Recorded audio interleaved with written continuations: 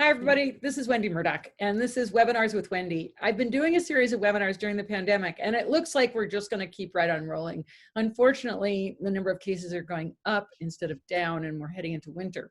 The good news is that means probably you'll be able to watch more of these webinars live, because I might even try to start doing some more in the evening when it gets dark. But in the meantime, we're still at 1 o'clock today. Thank you all for joining us. And thank you, Tina, for being my guest today. So welcome. Yes, thank you, Wendy. Yeah. So Tina, to be honest, I really don't know very much about you. We got an email and I sent it to Alex, who's my assistant now, and she's helping me get the Zoom meeting set up so I have time to do some other things. So she's really been the one to interact with you. So I'd love you to just kind of give us your background and a little bit about who you are. Sure. Well, I'm a woman from Denmark. That's one place to start. And I've been a horse lover all my life. And 6 years ago, this wonderful Icelandic gelding entered my life. I became a horse owner for the second time. And it's turned out that he really needed me to know something about feet and fast. So he'd been well cared for when I got him, but in Denmark, some Icelandic tend to have longer periods between trims and farrier work. So he had long toes, and I was just looking at this and wondering and thinking what to do. And so I de-shot him, and then I thought I might be able to talk to someone who knew something about this. So I called for both a farrier and a trimmer, but they left him sore. And I wondered about that and thought that can't be right. Just because he hasn't got shoes on, he shouldn't be sore. So this actually led me to search for more info, and I found my now late mentor, unfortunately, Maureen Gianni. And she took me in, and I learned from her, and I began to actually trim him myself while also being educated by her. And this really, really, really made a big difference, and has ever since. And then people around me started to ask me what I was doing that was working so well. So I started sharing, and I started helping other horse owners as well. So this really, it was not like, I'm somebody who wanted to be a trimmer. It's more like this found me, and I became enchanted by it. I really think it's amazing what hooves can do and what we can do to help our horses. So this is... You know, your story's not unfamiliar, which... No. You know, it's good and bad. I mean, it's good in that we're taking ownership for our horses. And I mean, I've been trimming my own horses. Well, I can't even, it's probably 10 years now, because I was trimming when I had Andy, and he's passed. So I can't even remember. Now I do 3 horses with very different feet. But the number of people that I've talked to where, you know, they didn't start out to do this intentionally. It was just that they couldn't find a good solution for their horse. And it was just an outgrowth of trying to solve a problem. But you know, what I take away from your story and from my story is that, you know, many of us are actually capable, if we only have one horse, especially. I have the 3, and Al has he's got size 6-inch feet. So I can't do all 4 feet in a day. But, you know, many of us wind up in this position where we start to learn and take some ownership in our horse's feet because we can't find somebody to do the job we want. But you know, the good news is that we can. And I think that that's really a lot of what, if I'm right, what your webinar is about today is things for owners to look for in their horses. Yes, it really is. And I would like, before I begin my presentation, because I've prepared some slides, because I promised that I would this would be with some photos also, and some easy to understand explanations. So not too nerdy today, but more like how to. But I'll just, Wendy, I'm just looking for how to share with you guys. Okay, so at the bottom of the Zoom screen, it should say share screen. It does, yes. And then I have a window that says only host. I've made you co-host, so it should be okay. Okay. Let me just check. Hang on, I'm just going to check. Yeah, no, you're co-host. So Yes. you should be all set to be able to share Yeah. that screen. Yeah. Here it comes. Great. Perfect. There we Oh, go. there we go.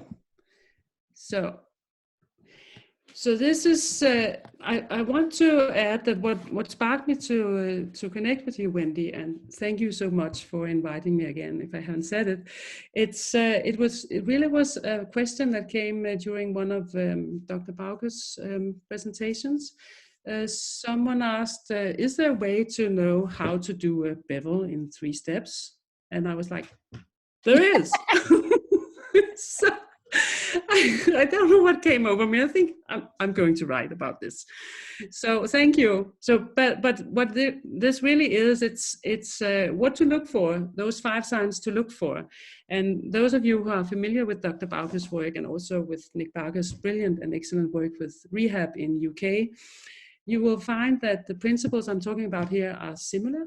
So it's really, I'm leaning into their body of work in the sense that I'm just more into what to look for, how to look for it, what to do if you haven't got it, more in that sense. And also my intention is to cover these 5 signs and also these 4 principles with footage to ensure an understanding perhaps, and also make them as accessible as possible. So this is my intention for you all. So let's get started.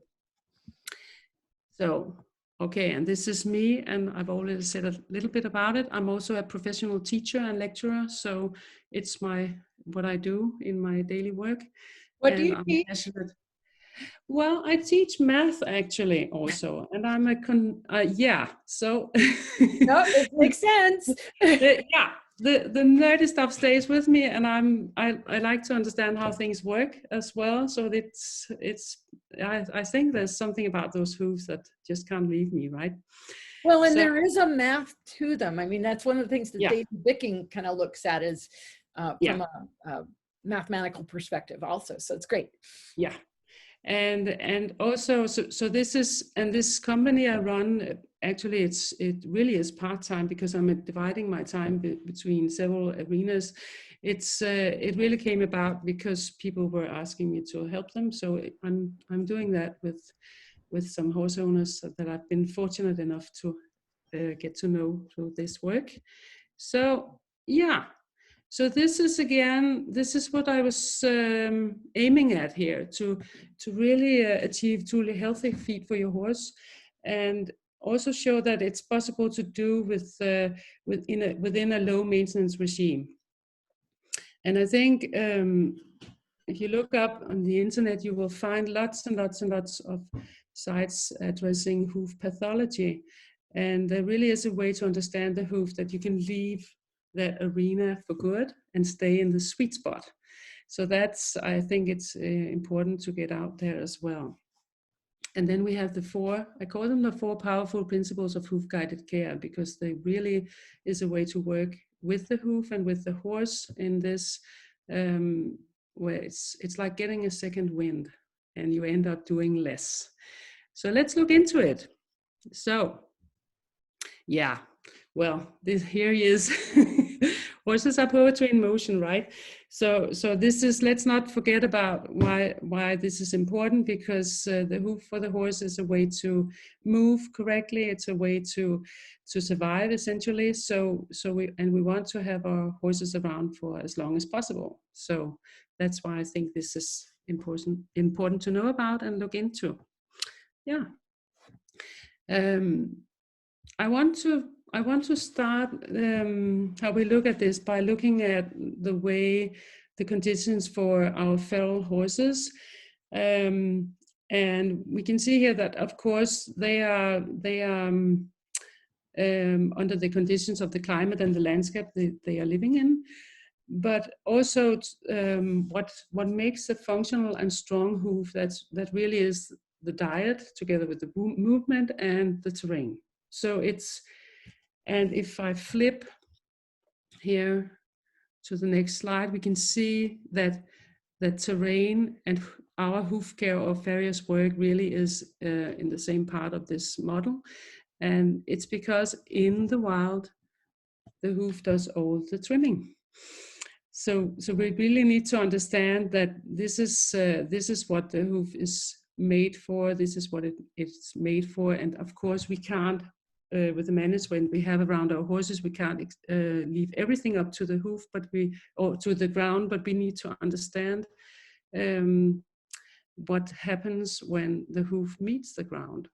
And that really is two phases essentially. It's the heels being compressed by the weight of the horse and towards the ground, and then we have the toe, which is designed to have all the excessive wear. And we need to understand that when we look at the hoof as well. So of course, all of these three areas need to work together, and that's what creates the functional and strong hoof for the horse. And that's also the case when we look at our domestic horses. What's changed there is that it's the horse owner's choices that really is the frame around these areas. So everything we choose for our horses has some sort of effect on whether it's possible for our horse to have really healthy and functional feet. And fortunate for us, it is possible to find the sweet spot in different kinds of management. So this is not you mustn't think, oh, I need to have a perfect type of this and a perfect type of that to make this work. But you need to be specific about minerals, and this is where I really think that Nick Barker is a go-to expert in that. And we also need to think about movement and what ground we allow our horses to move over. And then again, we have to have some sort of hoof care or involve in some sort of trimming or farrier's work to have this work as well. But I believe it's a big responsibility, but because we can see in nature it works out mostly, and for us it really is about our choices. So that's just to put it into that frame. And then of course, when we're looking at hooves, I think it's very important to stress that the dynamic functionality of it is really what matters. We tend to, as humans, to have ideas about what is a perfect hoof, what does it look like, what do I need to do to get there. But let's look at the signs first before we get into our preconceived ideas. And I want to say, Wendy, that I know you're looking for if anyone has questions, and I can be interrupted at any point of time. Okay. Yep. So here we have it.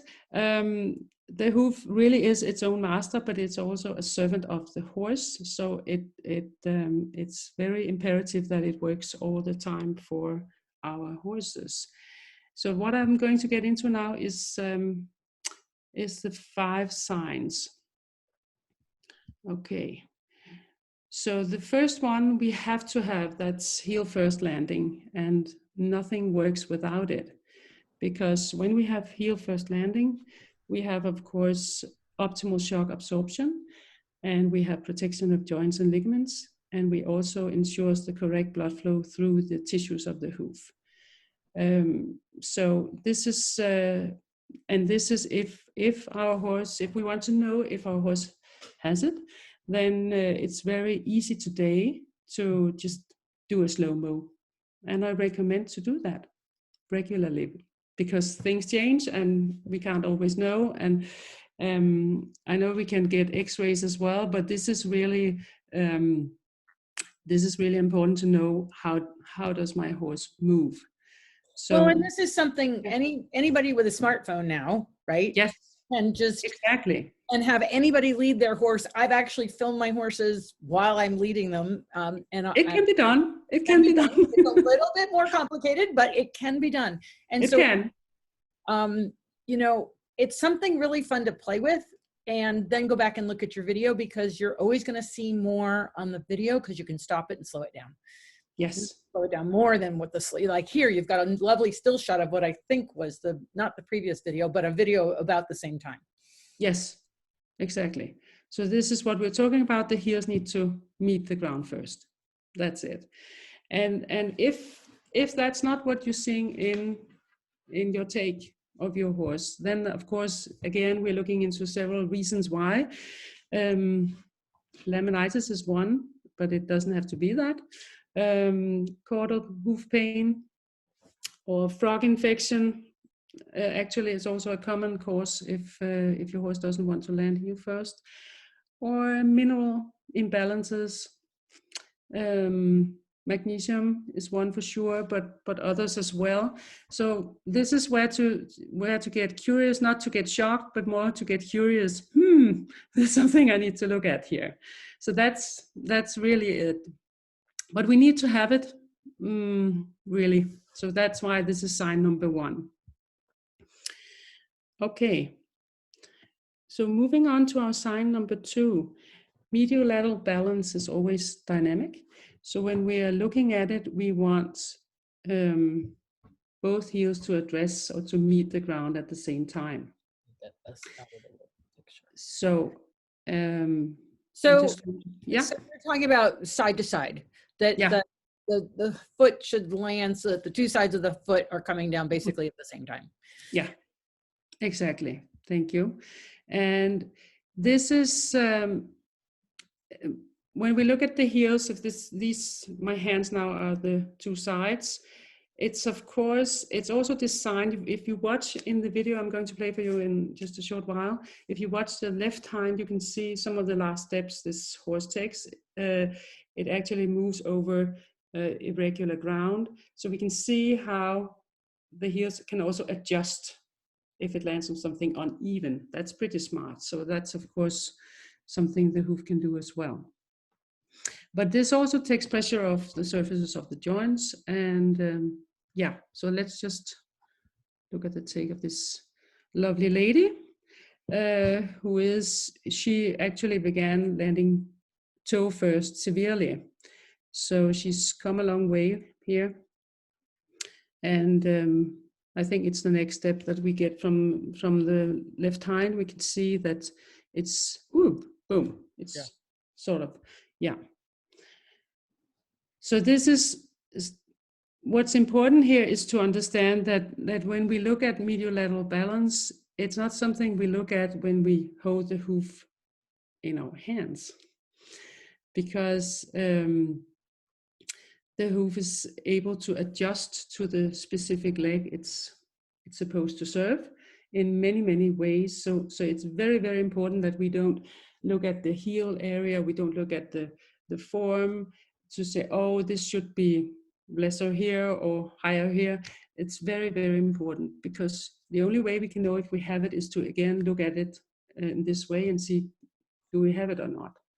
And you know, I can remember a long time ago being with Dr. Clayton, and she was actually talking about how when you really when you do super slow motion, there is actually a very slight lateral medial movement of the foot. And that is also true in people. We don't land perfectly flat. We land outside the side. So the question is it, if it's really visible, like here when we're watching this horse and it's really, can you replay the video again? Somebody's asking. You know, it's a question of if something is really standing out and screaming at you, then it really is more than it should be, because that level of lateral medial, it's not something that you would normally see with your eye. With our cameras now, you might see it, but and so I just want to make that distinction between absolutely abnormal and normal. Absolutely, and thank you for making that, Wendy, because there are, of course, many nuances to this. But it's a way to see, I really would say this is, again, in line of sign number 1, as I call it, we really need to see that we don't have a severe toe first landing. And that can be, for an untrained eye, that can be difficult to see. Can you play the video one more time now that I'm just not talking and I'm really going to watch? Yeah, of course. That's what it's for. That's the beauty of it. And I put this here because this is far from perfect in any ways. And this is really, it's like this horse is landing differently with all 4 feet. Yeah. And there's a lot to be said about that. And the owner has also looked into body work as well to see what can be done there. And but she was landing severely toe first when we first started her process here. Yeah. And I think you bring up a good point that it's a process. Yeah. And it really so is. you're going to make a little change, and then you've got to kind of give the hoof time to process that piece of information, that change, and then look at it again, rather than trying to do everything all at once. Yep. So that's very important to understand as well, because when I'm talking about these signs, it really is, do we have it or don't we? Yeah. So it's getting curious about it. And it's really, when we're talking about medial-lateral balance, it's not something we are supposed to fix directly. I think it could be, well, maybe it's something the hoof will adjust and fix over time. Or maybe we need to look into body work. Maybe we need to adjust the feet or the mineral balance. There are lots of areas we can look into. So it really is one small thing at a time, and be curious about it. Well, and it's why I like that you're talking about signs, because we're not trying to diagnose anything here. No. We're just getting clues. And I think of signs as clues, and what is the story that this horse is trying to tell me, as opposed to making a definitive decision based on one of these. Exactly. Oh, I love how you get this. Thank you. And clarified as well. I know. So this is, so the point here also, if your horse hasn't got it, it really is a matter of, if we're talking about toe first landing, you shouldn't put your horse in a stall or anything. You just need to think about supporting surfaces, and also anything that stimulates healthy growth, which will be to maybe leave the feet alone just for a while and see what happens, and simply also give the foot time to heal from the inside out. And I should say that when I talk about foot or feet, I mean actually the inner parts, and the hoof, that would be the outer parts, the outer visible parts. So they are really always talking to each other. Mm-hmm. So moving into my favorite sign, number 3, well-developed heel buttresses. And I put this lovely cathedral in here because, and I hope you can see all the blue dots on the building. These are called buttresses. So the area on the hoof in the photo on the right, that's the heel buttress. It's the triangular part where the hoof wall is sort of getting into becoming bars as well. So it really is that last part of the hoof wall. And the reason why I put the cathedral here is that all this on this building, we can see that there are some outer, they put some outer bricks here, and that really is to support the building. And it's the same function that the heel buttresses has for our horses. So we can imagine what happened if we in modern times decided that we don't want buttresses on cathedrals, so we just cut them off, take them down. Then we don't have a building anymore. So that's why this area, this part of the hoof is really, really important, because it gives room for the internal shock absorbing tissues, and it is able to place itself correctly on the horse it belongs to. And when I say place itself correctly, I mean both talking width and height, and also where exactly it's placed concerning in relation to the leg. So I really like to think about our horses as a biological cathedral, and the buttresses, they really are what raise the cathedral from the ground. So this is why this is a sign number 3. And when we talk about well-developed heel buttresses, it's more like, how do I know if my horse has a well-developed heel buttress? Well, we must remember that the hoof grows intentionally. So that means that height and width and length of the buttresses are customized according to the conformation and the angles and the landing patterns of the leg it belongs to. So this is really for us to be very careful what we do in that area. Yeah. So I don't know if that leads to any questions or. Well, we don't have anybody putting up any questions, but you know, like when you see that long toe, you're going to see this whole foot, as Bob Belker talks about, conveyor belt forward, and so your heel buttresses are actually going to move forward, and so everything's going to just kind of ski slope out. Yeah, and that's mainly because of would be because of, you're talking about long toe, that would be the toe is the culprit here. It draws everything forward if it's too forward. So that's really the area to address mainly, because here we can talk about the heels being innocent victims of a long toe if we've got a forward toe. So, but it's just to say that it really holds the sacred shock absorbing tissues, and it really supports the lateral cartilage as well. So I think in the next slide, yes, let's look at that. We do have a question that as your horse comes heel first, what if your horse is forging? What if he's hitting his front feet with his back feet? Yes, my horse did that.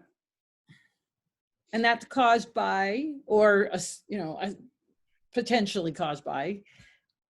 At that time, it was mainly caused by, I think, 2 main areas. I'm talking about my horse now. It was caused by, because he did it in shoes before I de-shot him, and that's actually what made me wonder what's going on here. And he stopped doing it after maybe within a year out of shoes and having a better balance in his feet. So he had long toes, especially in his front feet, very long toes. So that means that when we've got the long toe, we've got the breakover point is more forward, and it also means that the horse needs to lift more to sort of to get his feet with him.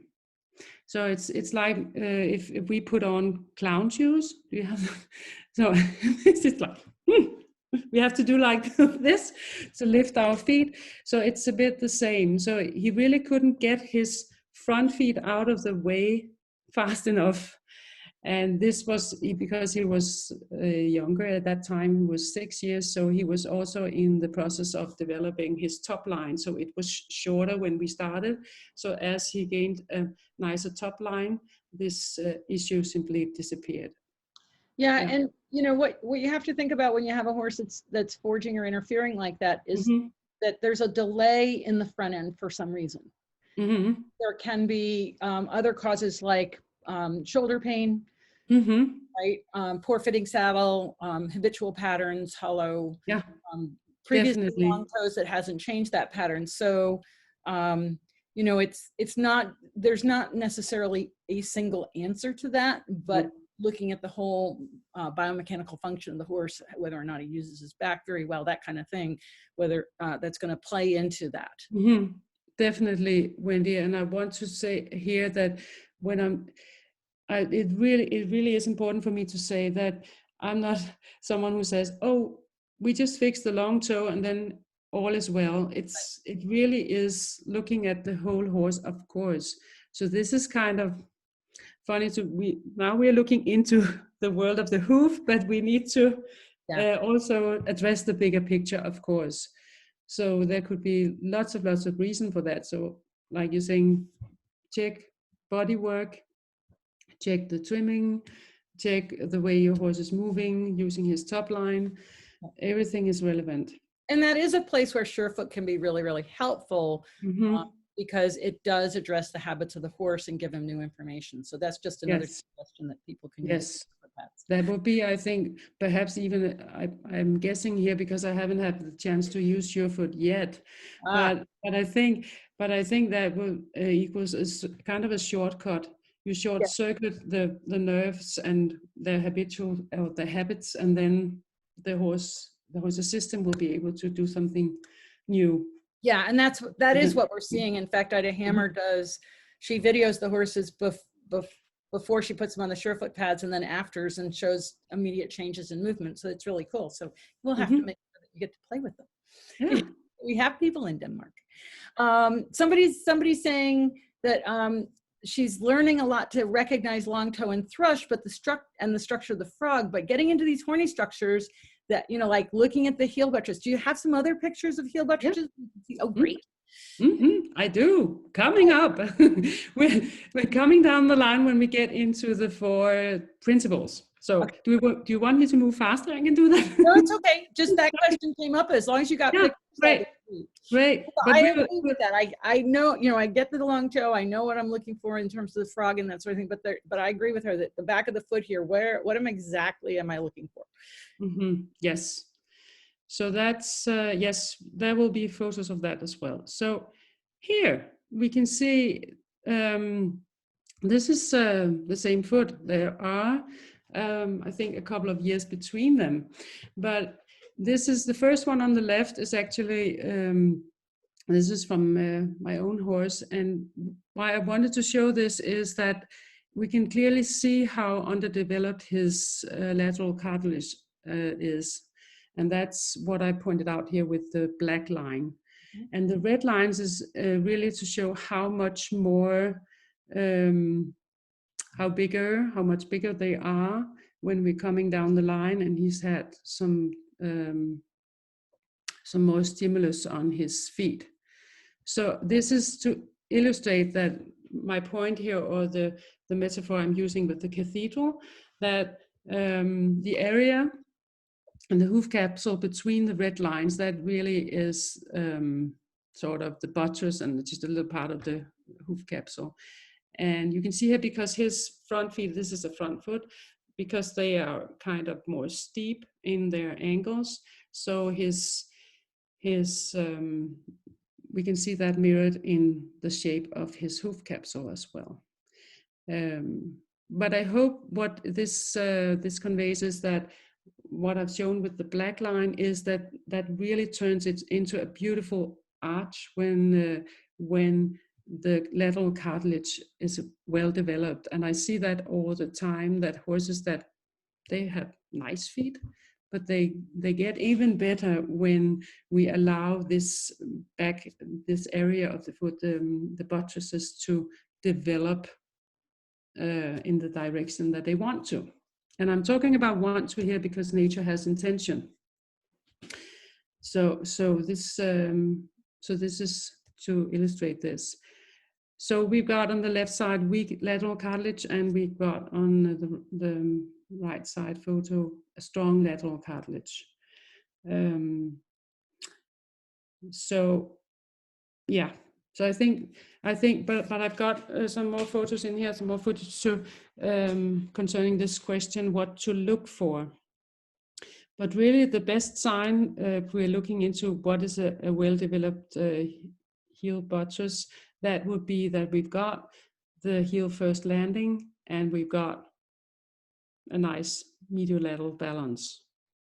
So it that really is a sign, a clue that we have got it as well. Yeah. And the thing to understand about this area, do you see my cursor here as well? Yep. Is that the point taken here is that there really is no way for us to say how tall or how low should this be, because it depends. It depends on the movement the horse is making, how the conformation, the angles of the leg, also the ground the horse is moving over mostly. So this area is as equally adjustable as the rest of the hoof capsule. It really is. And I've got some amazing footage later to show you how the foot will adjust from very what we will call almost distorted high heels to a lower heel and a short toe. Okay? Mhm. Yeah. So that would be raising the bionic cathedral. So, somebody's asking, is there a relation with the lateral line in the hoof? Sorry, don't know the English word. Is there a relation with the lateral line in the hoof? I'm not sure I understand the question. Do you understand the question? The lateral line.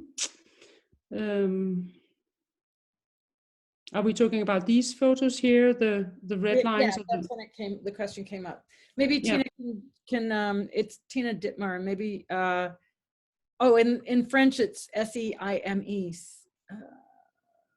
Hang on, I'll have to translate that. Okay, okay, I'll work on that. You keep going and I'll see if I can come up with the answer to that. Yeah. Yes. Okay. So this is these photos here are put because I wanted to show how if the hoof is able to adjust the heel height as well as the sole in one go. There's actually, you can see here 5 months between the photos on the right and the photos on the left. So what we're looking at here, it's photos of front feet, and the yellow area, the yellow arrows, they are showing the height of the heel buttress, and it's of course the same hoof we're looking at, but with 5 months in between. So and the green lines, they show sort of the direction of the sole. In what direction is it pointing? So I'm thinking about the sole here as do you have a tilting mirror? It's like something that can move. And of course, this doesn't happen overnight, but I think it's amazing to see here how this horse has actually cupped up his sole and also lowered his heels. And what's interesting here is, and I know for sure because I was attending this, that these buttresses have not been touched by a rasp in this period of time. So this is something that the hoof capsule has done to move the heel buttress more under the horse, more back, and also lower them. And we can see that the sole is also more like a cup instead of flat. So this is just to an example of how every part of the hoof is able to move in relation to other parts, depending on what's functional. So I'm a little confused when you say lowered, because the yellow arrows on the left are closer together. And then yes, that's 5 months down the road, right? So we look at the right photo. So the right photo is the before and the left photo. Yeah. Sorry. Oh, yeah. I had it backwards in my head. No wonder. Yeah. That's because I put them like that. It's against the reading. Yeah. Sorry, but that would be from July. The right photos would be from July, and then we move 5 months down the road, and the other way around. All right, got it. That helps a lot. That makes a lot more sense. Yeah. Thank you. Okay. A simple fix to that slide is just put an arrow between July and December going right left, and then it would just as a okay, got it. Okay, so let's move into sign number 4. That would be a robust frog, and these two photos here, left would be before and right would be after, and it's the same foot. So I think it's quite illustrative to see the way these structures strengthen with stimulus. And this is also a foot that hasn't been touched in the heel area, only in the toe. And the thing about the frog is that of course it needs stimulus, and it also needs, when I say meticulous care, it depends, of course, I've met horses with frogs that seem to withstand anything, and nobody has to do anything about it. And I've also seen frogs that needed a lot of care to stay sound, and that's just they're getting infected and they need some help. But if it gets a lot of stimulus, then it will widen and it will toughen up and it will be.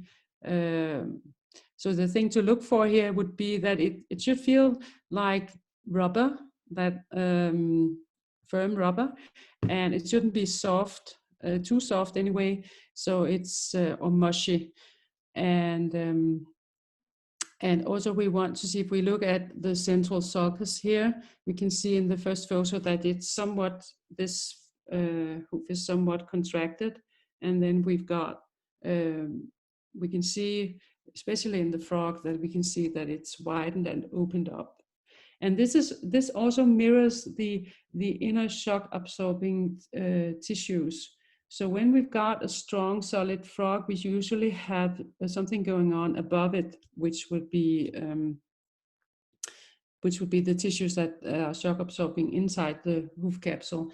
They would be equally sound or tough as well. So this is sort of, when we look at this sign, we need to say, how does the frog look in my horse's foot, and is it strong? Does it fill out most of the weight bearing surface? Can you take your pointer and outline the heel buttresses in these two pictures? Yes, of course. Yeah. So we've got. And it's the same hoof, right? Yeah, it is. So we can see that this area would be the heel buttress. It's triangular. It's like a corner.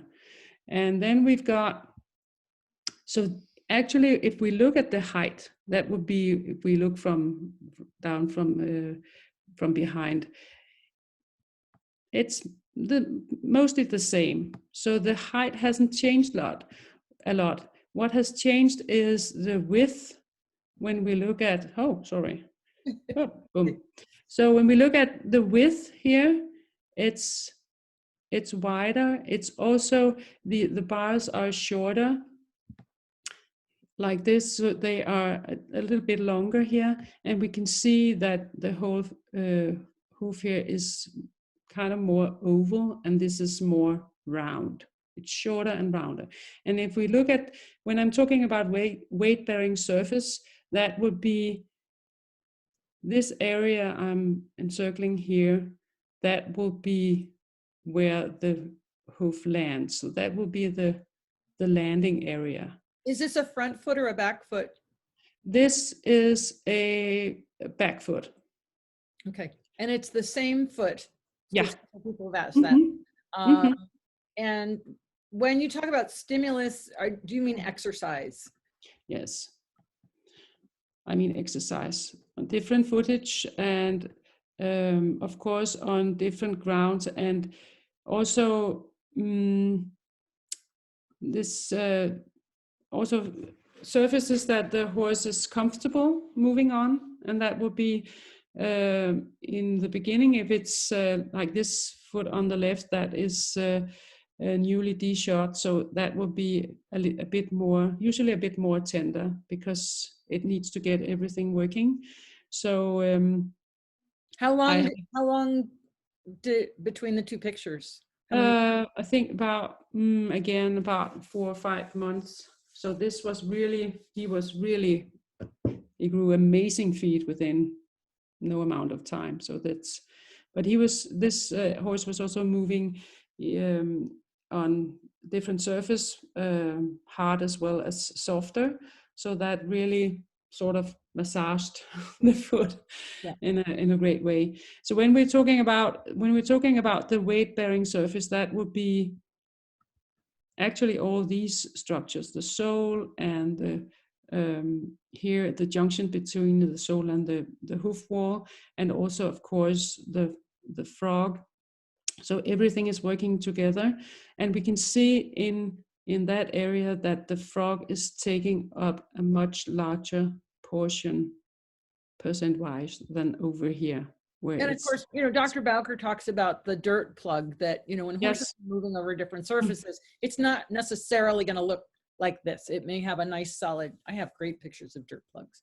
Yes, I have one too in here somewhere as Okay. well. So it's really, Was this yeah. horse ridden during this process of going from shod to barefoot?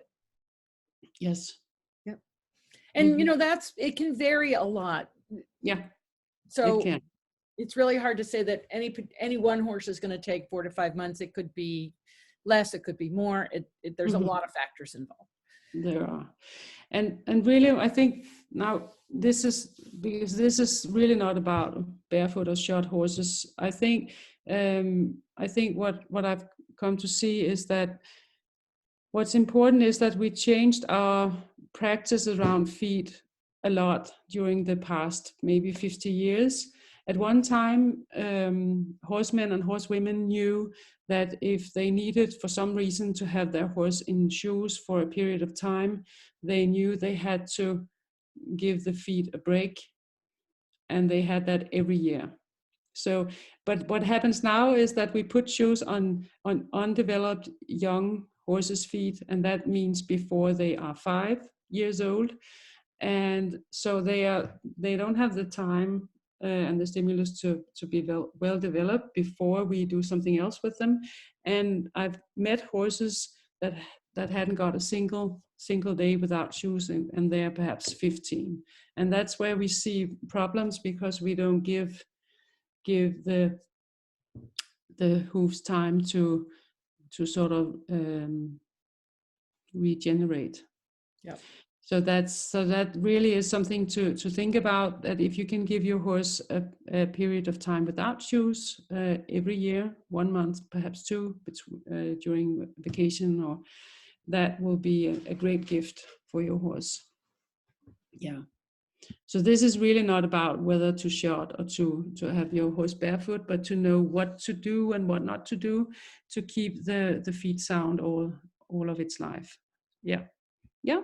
Yep. So Yep. now the sole. Concave or not, that is the question, because how do we know if there's been a lot of talk about the thin soles, and how do we know if it's one or the other?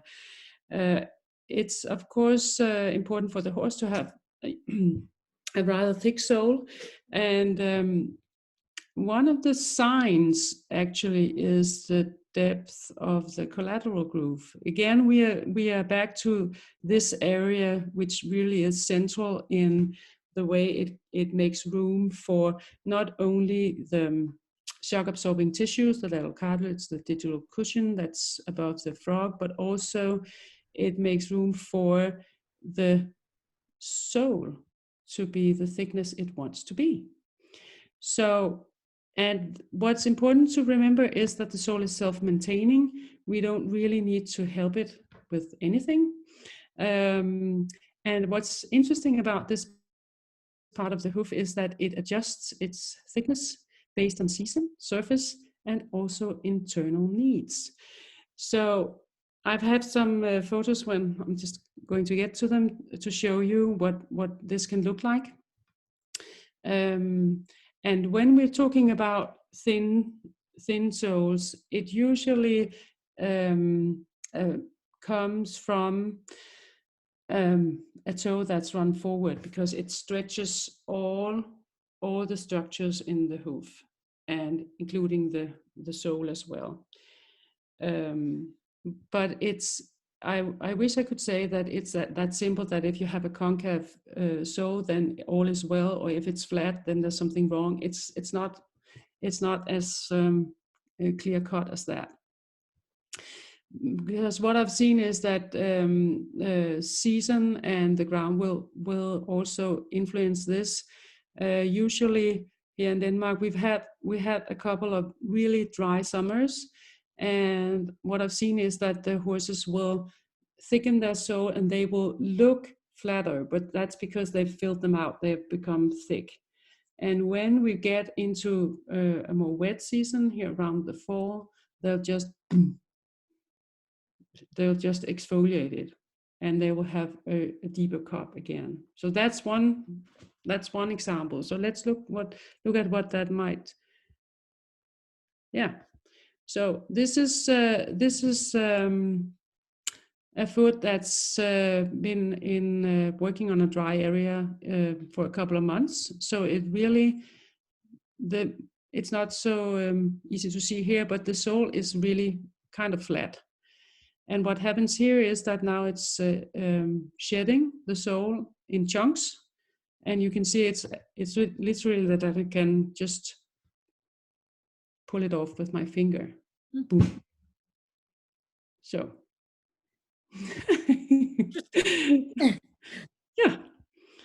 So that's but not all horses do that. It depends, but it can look like this. And we can see here in the middle photo that the frog here is shedding the top layer as well. Yeah. Yeah. Is that something that happens like with hair coat change, or is it just, I mean, in other words, you know, they change their coats twice a year. Do they shed their frog twice a year, or is there any? No, for the frog, it's usually more often than that. It also depends on where, so how much mileage the horse is doing, how much the cells are regenerating themselves. So it's and this with the sole, I think there's always something going on there. It's always growing, and it's always.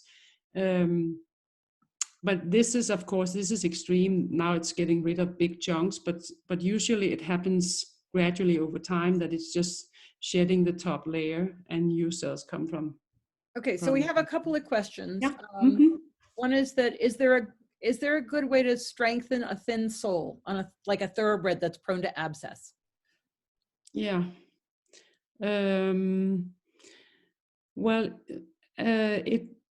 again, we have to look into many factors. It will be, of course, the general hoof balance. Look into if maybe a long toe. And when we talk about abscess, we have to look into mineral balance as well.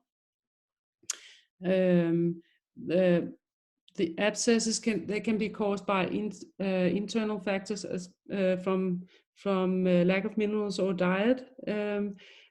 But they can also come from, I've seen them in laminitic horses when they're in the process of growing a stronger connection, then the hoof capsule is sort of more loose.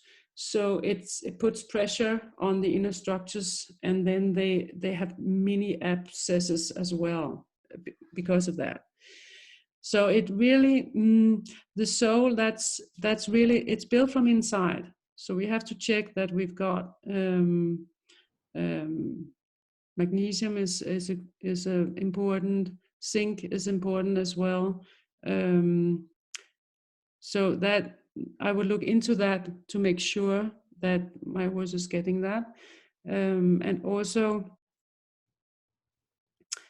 when we talk about the sole, it thrives on stimulus, but it has to be on a ground that the horse is comfortable on. So something that fills out the hoof from underneath is massaging everything.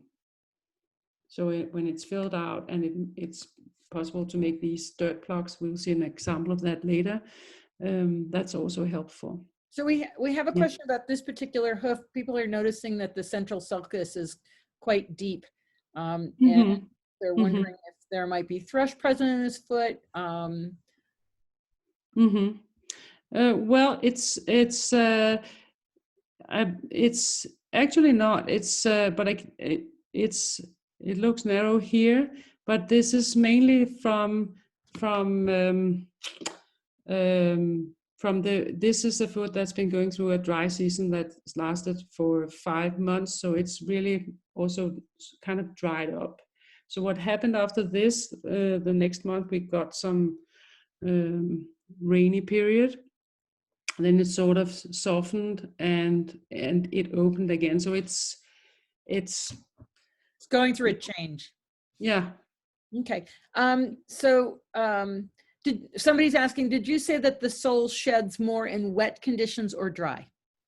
No, what happens is that it looks like it when it's dry that it sort of it doesn't shed as often. Like we see here, it more like it becomes like certainly it just shed a lump because it's been building up. And um, uh, when we got the wet weather, then it's more like along the way it will shed. So in other Just a words, little when bit. it's dry and hard, it kind of just clumps onto the foot and Yeah, gets a little thicker and finally yeah. falls off. But when it's wet, there's sort of more of a continual process of Hmm. shedding. That's Old. what I've been, yeah, that's what I've been observing. And we've got it all now here in Denmark. It really, we've Yeah, got. well, the weather has been kind of crazy here. Yeah, Mhm. yeah, Yeah. we're not in control of it. Okay. No, no, no, no, we're not. Good thing that the hoof is adaptable. Yeah. Yes, very good. Yeah. Okay. So this is now we're getting a little bit into the distorted area where this cutie pie here, she's Shetland or Shetty. She's had some metabolic issues, and she also gained a lot of weight, and then she became laminitic. And what was interesting about her, and she's alive and well today, this was that what we can see here is that this is it's formed like a can, her front foot here. It's very tall and in the buttress here. And this is actually, and I know that because the owner decided to have her x-rayed, that the vet commented that it's a good thing that the trimmer hasn't touched the sole, because you could see on the x-rays that the sole in this foot was very thick. So this form also has a sort of a function. It's not just because it's distorted and then it goes like this. It's actually because there is a minor rotation in here from the coffin bone, from the hoof wall. And what the hoof has done is it's grown extra sole. So we got inside this hoof capsule, there's extra sole, a thick sole. So that causes some of this to look so distorted as it does here. So what happened just before the middle photo here is that the owner called me because, as in out of the blue, this foot simply shed like 1/2 inch of sole in the heel area, like that, boom. So just a week before, this has all been filled out with solid sole, and now it just boom went away. And she called me and said, "Oh, this is all now it's cracking, and what's happening? What's going on?" And I looked at it and said, "Oh, it seems like she's ready to let go of the extra sole she's been building to protect her coffin bone." So this is what it looked like when this was already halfway, just simply cracking off. So this is what it looked like from here to here when in just this area it came off. So we can see there's a lowering, and this is done from the hoof capsule itself.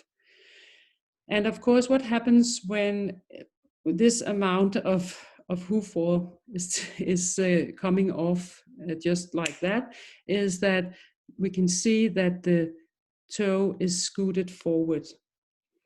It's already long here, but it's also scooted forward when the hoof, lowers the heels like that. But the thing And is when you here that say, she, I just want to clarify, when you say lower the heel, what you're really talking about is that the distance, the length of the heel is gotten yeah, shorter. mm-hmm. Because it's lower. I mean, if we look at the picture on the left, the heel to me looks low, but it's the angle of that line. That Yes, line thank you. is Yeah, short in the yeah, second and the third picture. Okay. yeah.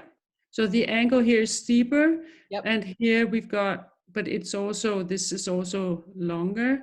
So Right. it's a bit shorter and a bit steeper here. Yeah, Yep. that's the point. Thank you, Wendy. Yep. No problem. So, I know yeah. sometimes trying to speak in a foreign language is. Yeah.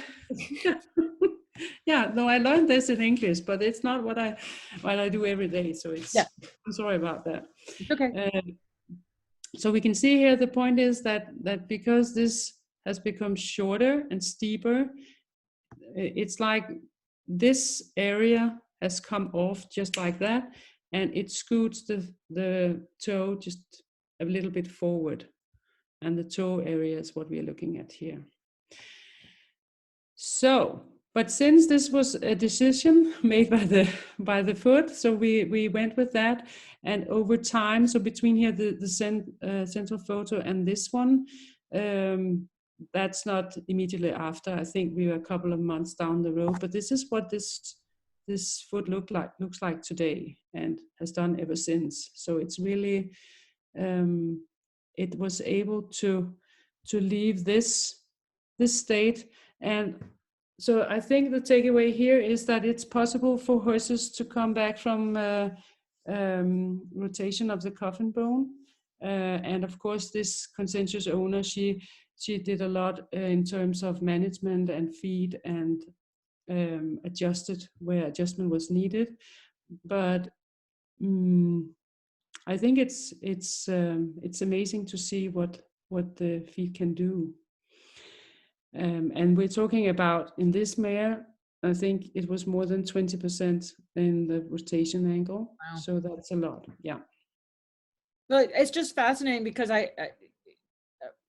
so far the takeaway for me is that the sole is much more dynamic than I realized. And I've been looking at my horse's soles, and I've seen them go through all kinds of changes, and I haven't understood what they're doing. No. No. And it's because it really is. We look at it and say, "Oh, this is a firm lump of something, and it's filling out something." But that's what's interesting to watch and see, when that it really is dynamic, as you're saying. So I'm glad that that's transferred. So let's say goodbye to Rosa here. Okay. So now we're getting into the 4 principles. And I want to begin this with just a kind of a story. So when I say the hoof is our guide, what does that really mean? If we imagine that we are taking, the hoof is taking us for a drive. So the hoof is in the driver's seat. And it means that it knows what it's doing concerning the speed and the direction and the length of our ride together. And when we come along, we want to support what is already going on. We want to think about this as there's a direction going on here, and we want to support that. We also want to enjoy a nice conversation with the driver, and it's ending with the driver waving a happy goodbye, and then we jump off the vehicle, and the hoof continues its process. When we meet next time, we will know if our contributions were helpful or supportive from the improvements the hoof has made. And we have to remember that it's not a linear process. Mother Nature decides what is appropriate for this hoof and what particular path is relevant. But if, on the other hand, if we join the ride with the intention to fix things because we think we know the best, it equals trying to pull the brakes and take over the steering wheel at the same time, and we are destined for a crash. And the hoof will now be forced to spend growth on compensating for our need to do too much. So this really is, we have to tread carefully when we look into what to do with our horse's feet. So, and I think the part of the hoof grows intentionally, I think that's in line with, if I understand what Dr. Bauker has talked about, that it really is capable of sending growth in the direction that it needs it, and strengthen the areas that it needs to be strengthened.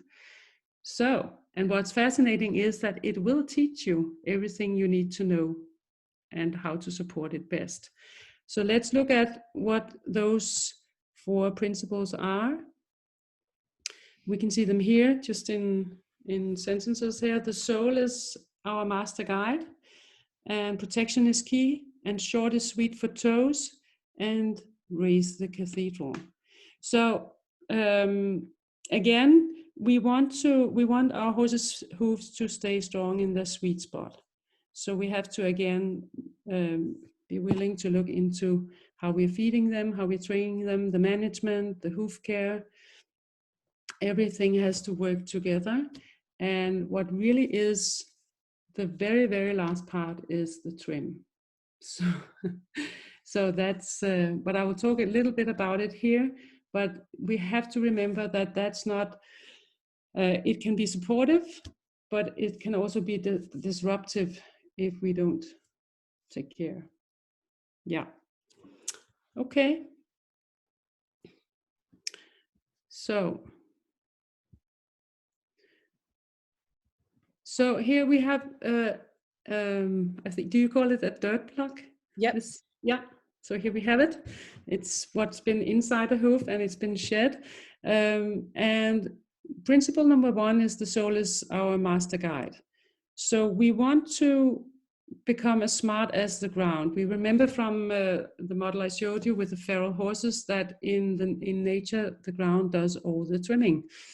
So that means that we only address the hoof from the bottom because that's where it meets the ground. We also only want to do what we are invited to do. We want to simulate what the ground is doing, and we remember that the heel area is compressed and the toe describes an arch before leaving the ground. It describes an arch against the ground, so it is destined for abrasive wear. So we do not rasp, cut, or remove any part that the hoof needs. So that's concerning principle number one. And that's because comfort is king. So this is a lovely mare that's been, we really shouldn't be able to look at this footage because she's been diagnosed with metabolic related laminitis and 12 degrees of rotation. And there was a cautious prognosis from the vet that within a year she would be able to move well. And this is 6 weeks into her rehab. Wow. So she's, again, we have a very conscientious owner. She's adjusted diet, hoof care, body work, supplements, everything. During this process, over a couple of months, the horse lost, I think, 160 pounds during 3 months. And now she's sound on soft footing. So she's not right there. But the point here is that when I say comfort is king, is that this is immediately after I've been looking at her feet and doing a minimal trim, and I want to see a horse move away like that. I don't want to see that she's been in any way disrupted or distorted from what I've done. Well, I think you bring up a really good point, because I can remember when the 4-point trim came in, and Mm-hmm. there was a lot of people trimming to the 4-point trim, but not trimming to the horse. And there were a lot of sore horses. And you know, you can't explain to them, look, I'm going to make you sore because it's better for you. You know, horses don't suffer pain well. No. And so I think that this is a really important point, that it doesn't matter what we think the foot should look like. If the horse can't walk afterward, it's not right. No.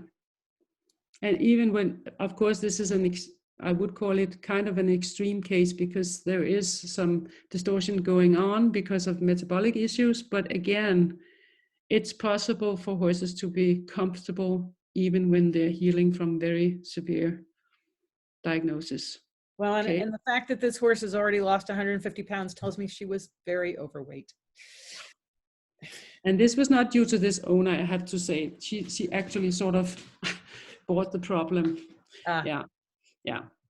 So, okay. So comfort is king, and we want to look at the sole, and we want to only address the hoof from the bottom. And protection is key as well. We do not trim the sole and we do not trim the frog.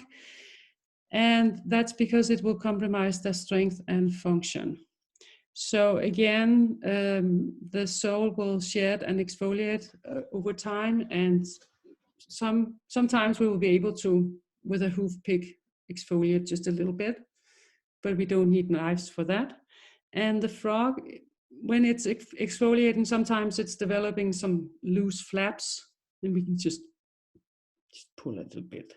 They will come off. We don't need to do much.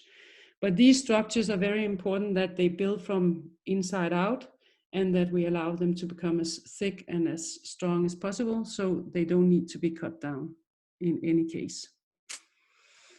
Yeah. Okay. So I couldn't help myself. Avoid micromanagement and control. This is again the same foot. This is on the right, it's immediately before a trim has been done, and it's not done by me. And we can see that because this is what I call over trimming. Sole, frog, heels, and bars do not copy. That's the end of it. And actually just what really almost caused my heart to break is that we can see on the right photo where the arrow is that this foot is actually adjusting its medial-lateral balance, because we can see here that the hoof wall is higher here above sole than over here. We can just barely see it. And that's because this horse has been shedding sole in this area, so this heel area, heel quarter, can come down. It will break off when meeting the ground over time. So that's why this is absolutely not necessary, and it's harmful for the horse. Someone has a question: is what if the bars have grown higher than the sole? Yes, then there's a reason for that. They offer. Sorry. And the reason is? Well, there can be many. Usually it can be for extra support. Something is going on inside the hoof that, and maybe I've seen it. I'm just going to look for an example. I've seen it in horses that are changing where they want their heel area. If they're moving it either backwards or just a little bit forward, then we can see sort of sometimes even like a rim just around the frog. We can't see it in this foot, but just like as if the bars are coming all the way around the tip of the frog. And that will be, or they are maybe, one is fatter, but the point is, if it's not something you can move with your fingers, then leave it. So it's not harmful. So is it possible that the bar looks higher because a piece of sole has fallen off? Yeah. And so then you can actually see how this bar, if you look at the if we look at this one, you can see that it's narrow, it's brittle. Mm-hmm. So because the sole has shed in this area, so this will simply boom, crack off when meeting the ground over the couple of next week or next couple of weeks. This will simply just leave the horse. So this is so that's exactly why it may look taller at times, but we can also see bars that are wider or thicker, as if it's an area in the sole that's been strengthened. Do not touch. So and everything that we see on the outside is responding, of course, to outside stimulus, but also to maybe something going on inside the hoof. So is this the same horse? These two? Mm-hmm. Yes. Yeah. And that was one question. And then, let's see. So does, when you have those, what appears like higher bars and a foot like this, is that going to affect the lateral medial balance of the horse? Well, not for long. Of course, there may be a reason that this, you see, here the sole has shed, and this has become higher above sole than in the other heel area here. So what happens is that this, you can see here, this becomes brittle. This is flaring out just a little bit. Mm-hmm. And then if we don't come along and do anything, this was especially this area, because this is where there's some movement going on during landing, it will simply crack. You can see this will crack off. So this will not, if the question is, will this affect medial lateral balance, we have to remember that there's a lot of pounds above the hoof that's pressing down on this small area. So that's, so this, it's not like this will lead to tension, not in this case, because it's tension in the horse, because this is so brittle, and this is in an area where the hoof has got some movement. Was this picture taken during a dry or a wet period? Do you know? I believe this was taken during a drier season. Yeah. Let's see. What other questions that I have here? I have two, but I'm going to ask. How often would you trim a horse like this? Actually, I know this horse because I met her down the line. This is Rosa. So this is a cutie you met before, and that's why I was really. This is actually a photo that the owner presented to me, because she couldn't understand why.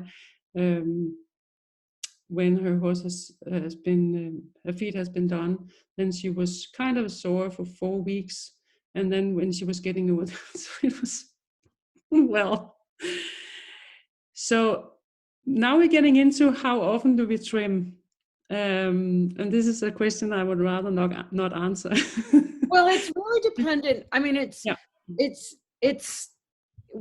there's so many factors you have to consider, and what I'm finding is that while there are really a lot of good ideas, you have to look at your environment. You came back to your environment. Here in Virginia, we went from, incredibly humid and soaking wet, and then we had a period of really hot and dry, and then we went back into 8 inches of rain in August. And so our climate, and now it's 70 degrees in November when it should be 50.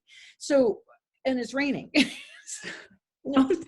Our climate is doing all kinds of things. And the only way I could solve my horse's feet was they stay in at night, because there was so much change. There was no time for the feet to just rest, if you will, to be in a dry environment where they could just rest.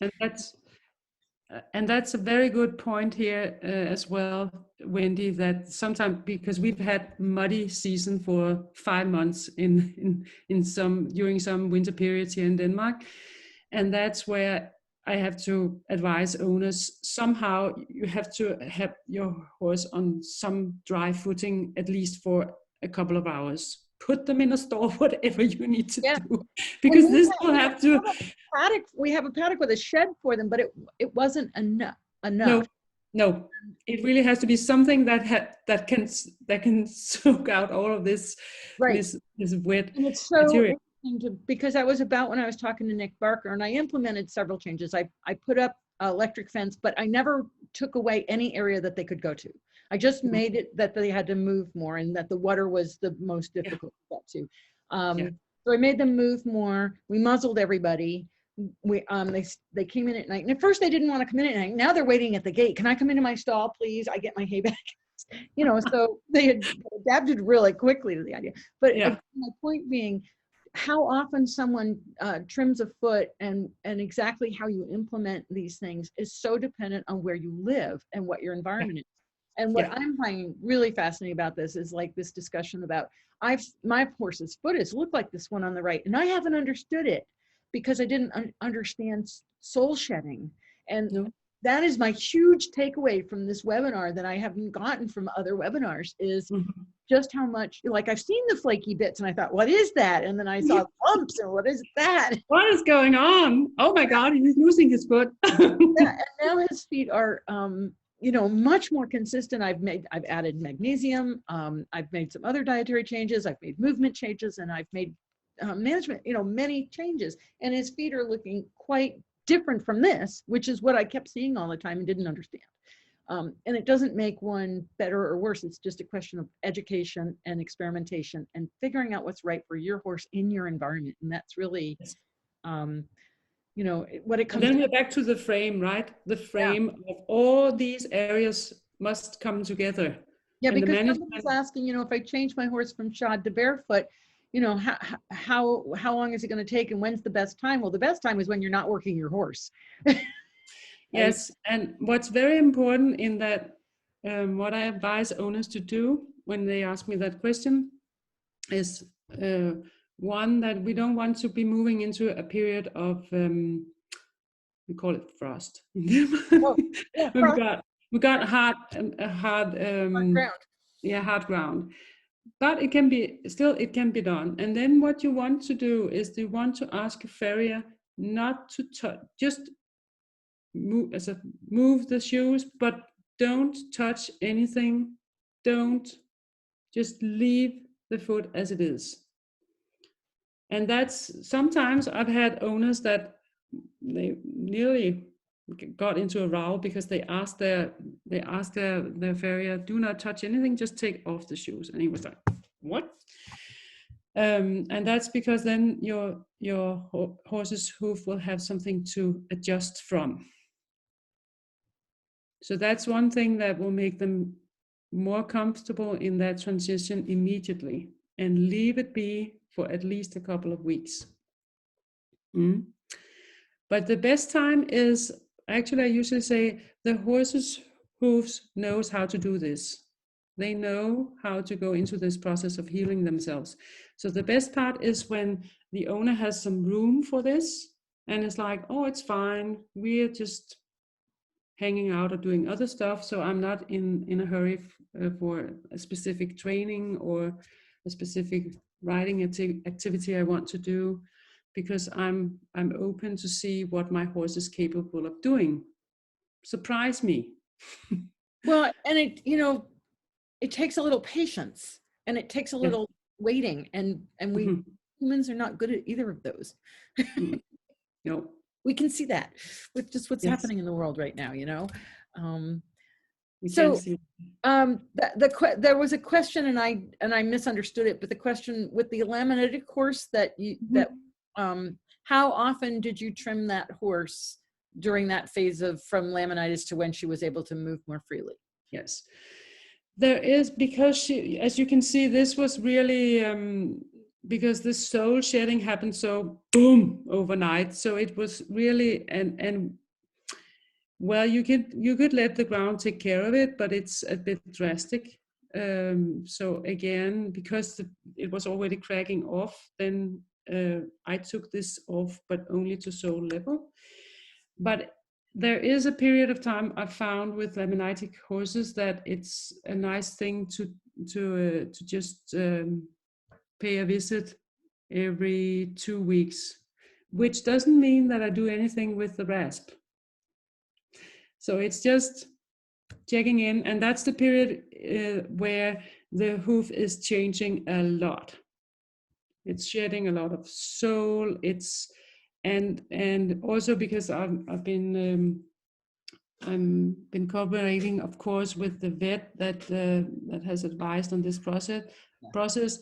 And when they saw this these X-rays, they commented, it's a good thing there's a lot of sole, but we can also see that the toe now is long.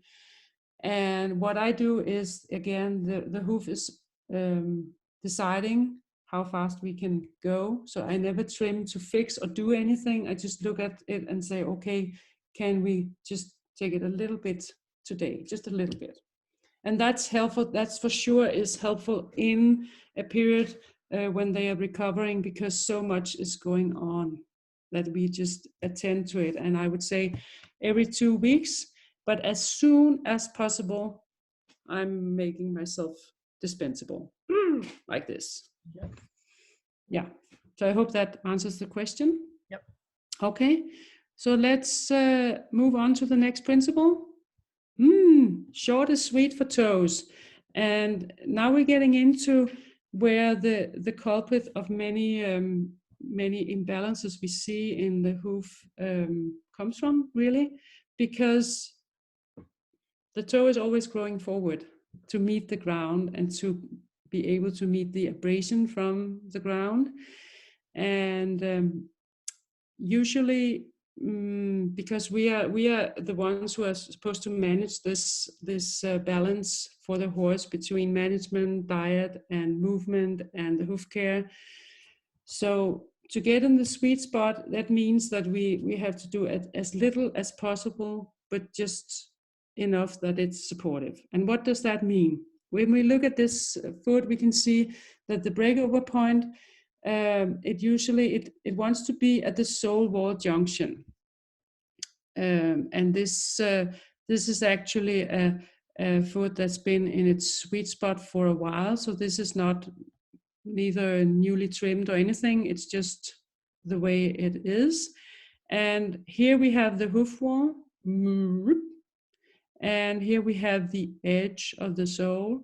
So the breakover point, which is helpful, will be just between the hoof wall and the edge of the sole. And for it to be there, of course, we can see that the hoof wall here is creating a slant that is from the abrasive wear, which is normal. And we can also see in this foot that we've got just a little bit of hoof wall above sole in the heel area, the heel quarters here. Yeah. And this is because the hoof needs to have all these structures to help in the weight bearing process. So this is where it lands. This is all these structures get the compression, and then the toe digs in and describes an arch, and this is where the wear is supposed to be. So if we've got a lot of hoof wall in this area, and I think I will just move on, because then I can show you here. On this this foot, we can see that this is the breakover point if there's no bevel. Okay, so on the other foot here, you can see that there was a slant on the hoof wall. This is created by the hoof itself. It depends what it's doing. But here we can see in this foot that there's no bevel yet. So we have a breakover point out here, and we can see from the side that the breakover point then will be here. When there is a bevel, and we're talking about a slight slant, about 20 degrees, then the breakover point will move from here to here. Okay? So, and the green line here shows, because there is no bevel yet in this hind foot, but when there is a slight slant, it would look like this on the hoof wall, and we saw it here. There will be a slant, and then the breakover point will move from here, to here. Yeah.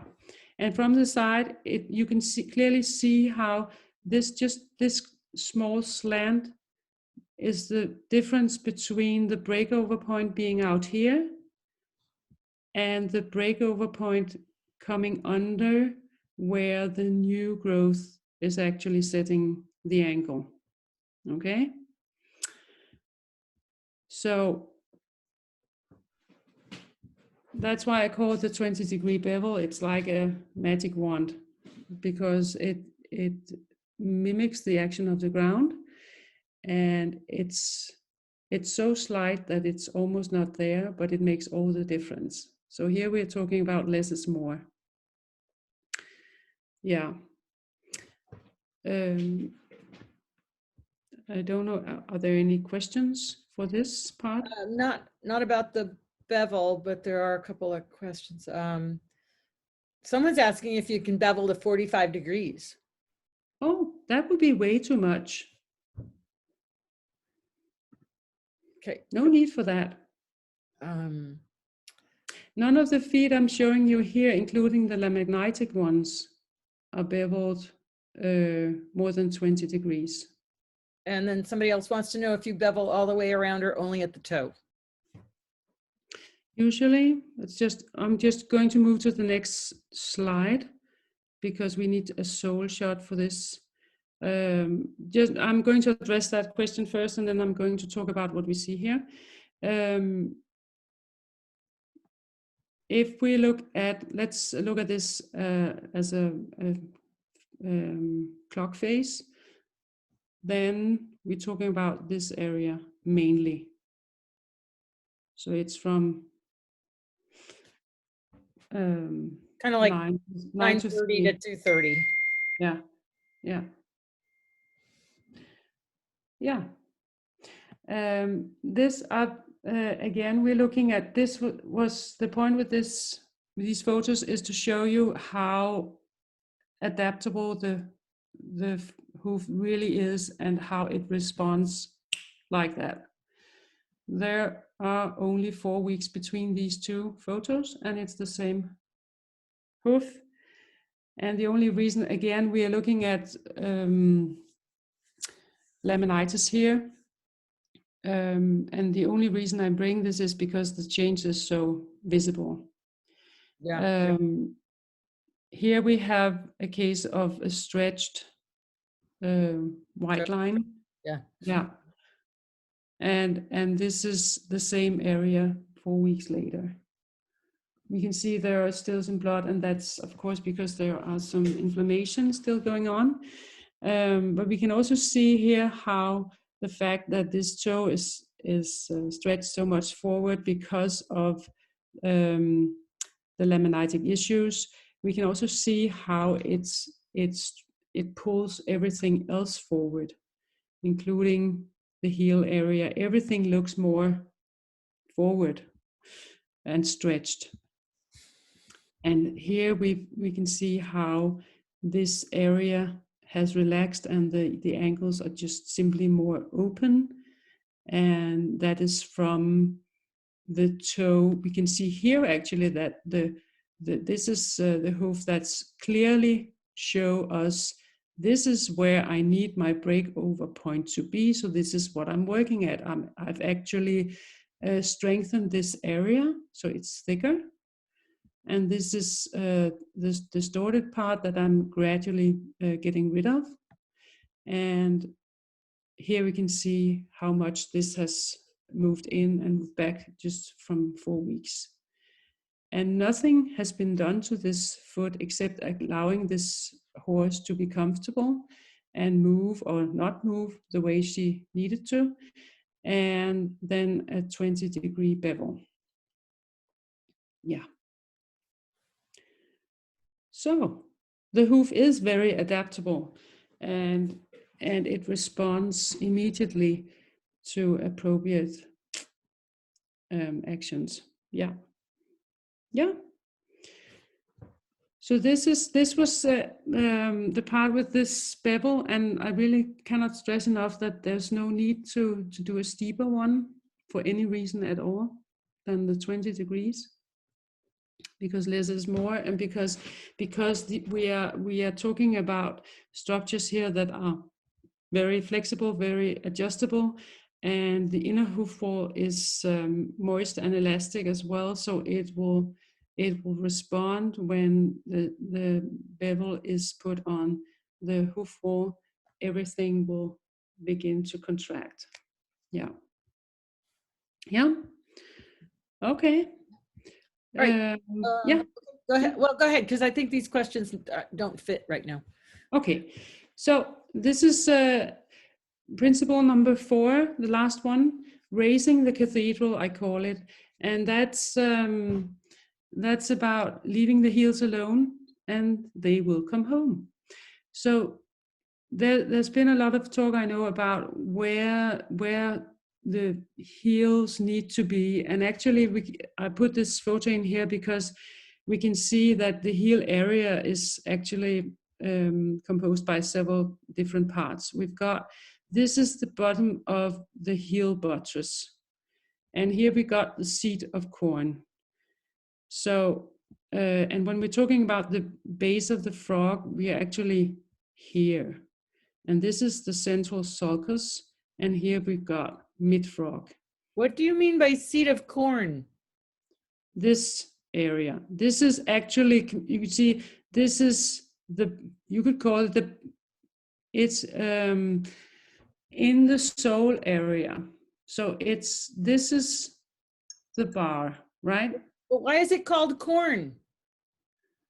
I don't know that. That doesn't make any sense to me. I don't know. I didn't invent it. Okay, but you may call it whatever you need. So okay, I get that it's where the bar, the wall turns into a bar, but I don't know why. Yeah. But again, I think I need to go back a few slides just to show you what it looks like from the side, right?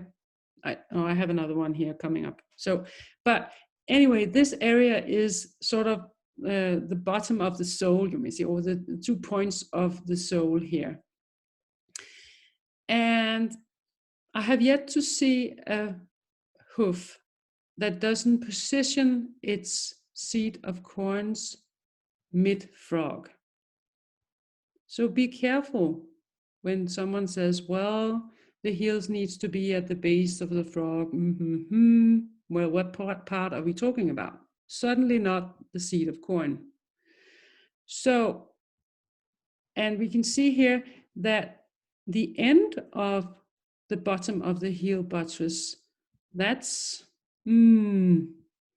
well, if you call this red line the base of the frog, then, well, the end of it is near the base of the frog. But the point here is that this area will position itself perfectly when we've got a balanced toe area as well, because this is connected to this through the hoof capsule. And the inner hoof wall is elastic. That's the yellow part here, actually. That's very elastic. So when the foot, either because it makes it itself or we come along and do a slight bevel, then this will sort of click into its right place. It will find its sweet spot. So what's underneath the seed of corn? I'm trying to figure out what that is in relation to the internal structures. Yes, I didn't bring that photo. I have one, but I don't think I can just find it right now. Okay. But what we had there is actually I have an internal photo of this area as well. And what we need to understand is that if we go below the sole surface here, we are damaging the foot, because we are going into an area, we are compromising an area where we've got an internal structure here that needs to have its room just beneath this area. So yeah, so that's the closest I can come to this right now. Right, and so, because somebody's asking, what's the function of the seed of corn? Well, I don't know if we can talk about a function. Well, this is actually, this whole part of the foot works together as a giant hinge. So we have to sort of imagine that when this hoof lands on the ground, this and this will move apart. So this is sort of that's why this frog, even though it's it has to be a little bit firm, it's elastic because it has to allow the hinge to move just a little bit. So give in. So this is the structure that's made for that movement that happens when the foot meets the ground, and then this part of the hoof capsule widens just a little bit, and then the top part narrows just a little bit. So it goes like this, and this up here, it sort of narrows. So this is a hinge. So it's more like, we can't say this has got this specific function. It's part of this construction that's a giant hinge in the foot. Okay. And yeah, so this is just to address, and when we're talking about this principle number 4, there's no need to go below sole level. And I want to show you what where most feet want the hoof wall in this area. And this is again the seat of corn. So we can see this is seen from the side. This is a photo that's taking sole level from the side. So we are looking into this area from the side.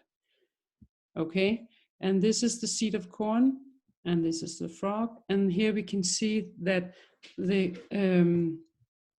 hoof wall, the height above sole here, that's about 1/4 inch.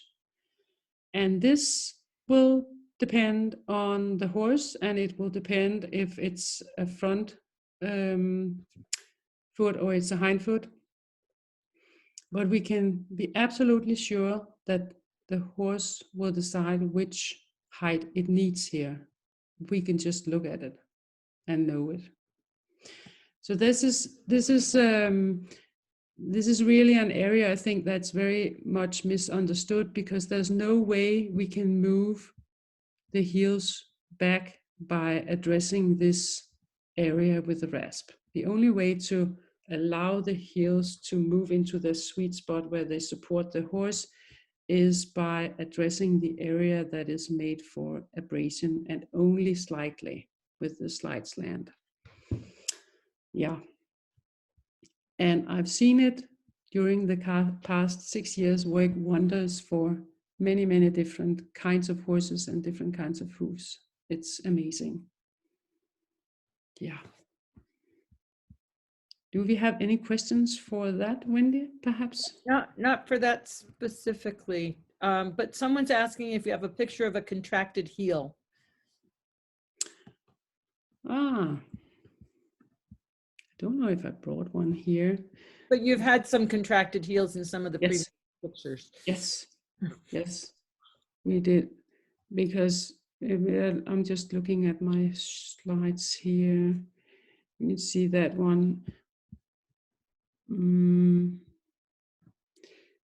We can take a look at the one where I showed you the frog. That was actually contracted. The frog before and after that would be what I call a contracted heel as well. But I've seen, but I don't know what the question is about. Is that they just want to see a visual of a contracted heel? They're trying to figure out what it looks like. Oh, okay. But I don't think I haven't got one for this one. But it's, well, a contracted heel that's usually connected to a frog infection. So we will have a very deep or narrow central sulcus in the frog here. This one is actually, it's not deeper than the one what we can see here, but it's not a very, very big foot. But contracted, we can also see that from the angles of the bars. Usually the bars will also, if the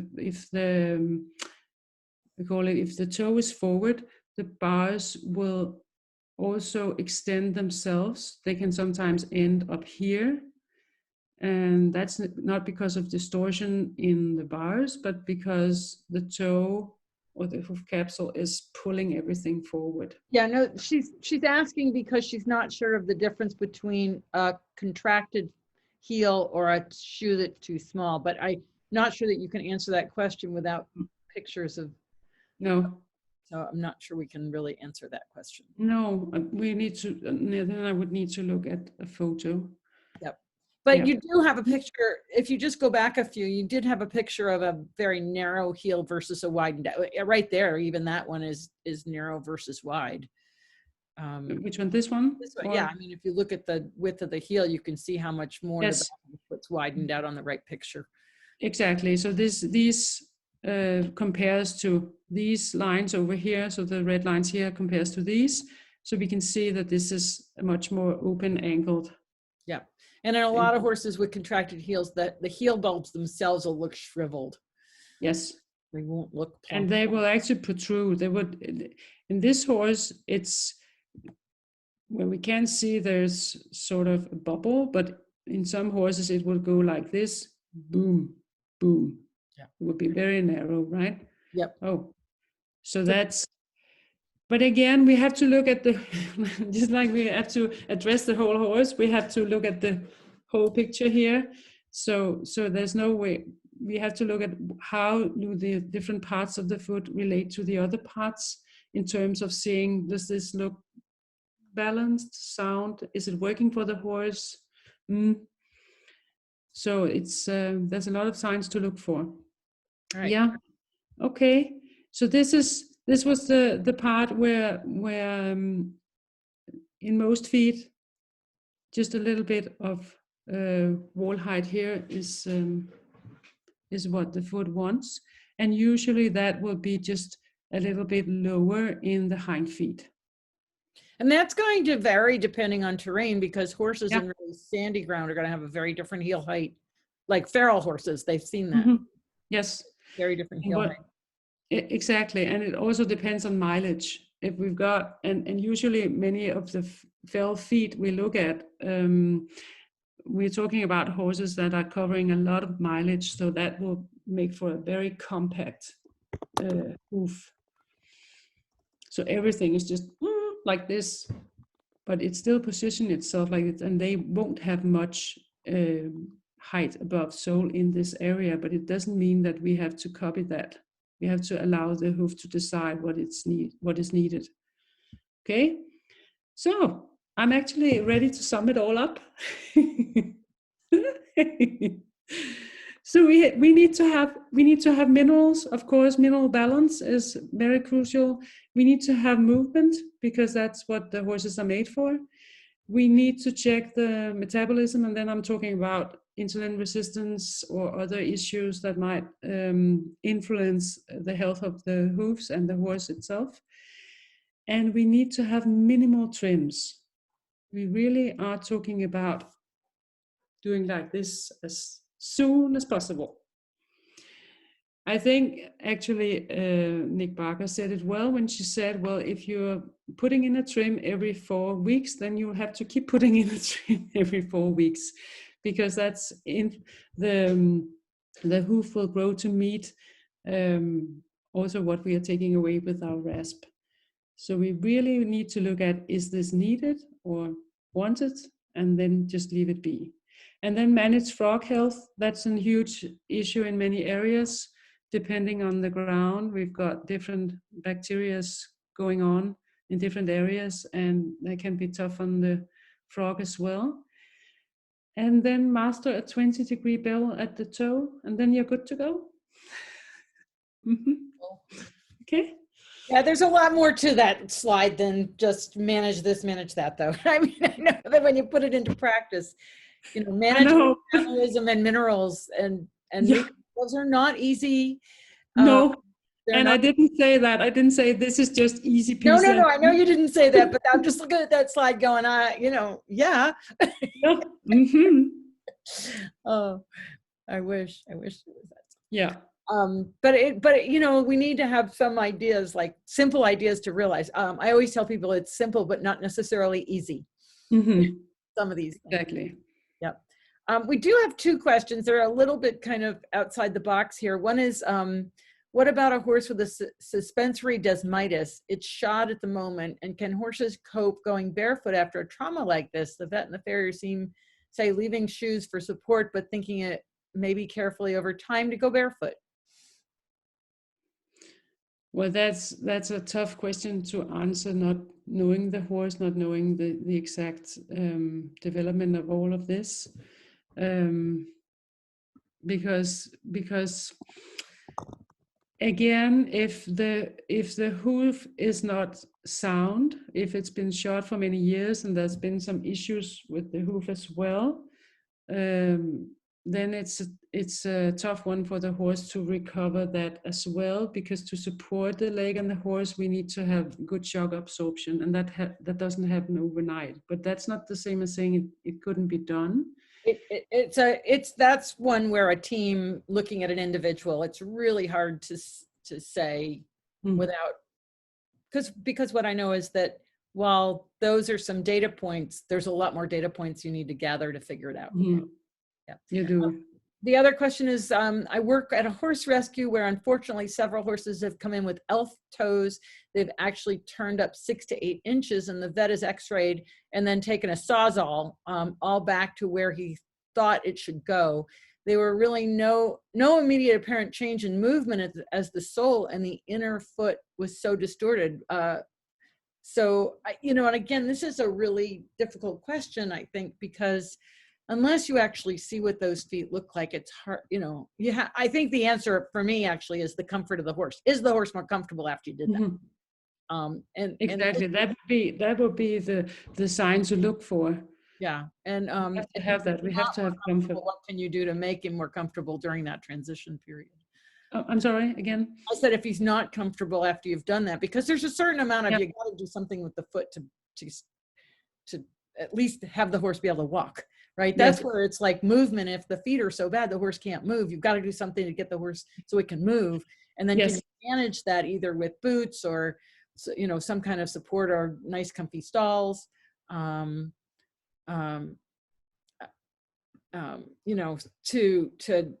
It's really, again, a case by case, depending on, because if these other things aren't in place, you might do that and the horse might be really sore. You might do that and he might be fine. Yeah. Really hard to say. So again, we were looking at the different factors: diet, movement management, frog health, to support the horse in being sound and comfortable as well. Yeah. But I'm telling you, it's possible, and it's also possible where you thought it shouldn't be, but it is. Yeah. It is possible to find the sweet spot. Yeah, you just have to keep looking. And keep adjusting. Well, Tina, this has been a fascinating webinar. And again, my biggest take home is understanding that sole, because that's something that nobody else has really talked about, and especially how much the sole can change. And so that's going to be, for me, I mean, there's a lot of other take homes in here, but that's one that has been really, really great to add to the body of knowledge. And I think that's something that a lot of people probably don't realize, is just how much the horse sheds his sole and what it looks like and what we think it should look like. Exactly. And that it's not a sign of distortion. It's a natural process usually. Yeah. Yeah. That's great. Yeah. Well, thank you so much. Thank you very much. This has been such a pleasure. I really appreciate it. We don't have a webinar tomorrow because I'm supposed to be traveling. That's still up for debate. Congratulations. That's I know. Well, things are shifting constantly. I was supposed to be going down to Texas for a Surefoot workshop this month, but unfortunately, I just got news today that we are not going to be able to hold that because of a COVID outbreak. So we're going to reschedule for spring. So it's a moving target, and we just all, that's the beauty of the webinars, is we can all stay together in this process. We can, and it's safe. And thank you so much for. And we don't have to wear a mask when we're on our laptops. It's really nice. Exactly. And just remember, you can find this and all the other webinars on the Surefoot Equine YouTube channel. We'll get this one up probably by tomorrow morning. So if great, thank you. And thank you so much, Tony. This was just fantastic. Thank you. Thank you so much for having me. Bye for now. Have a good day.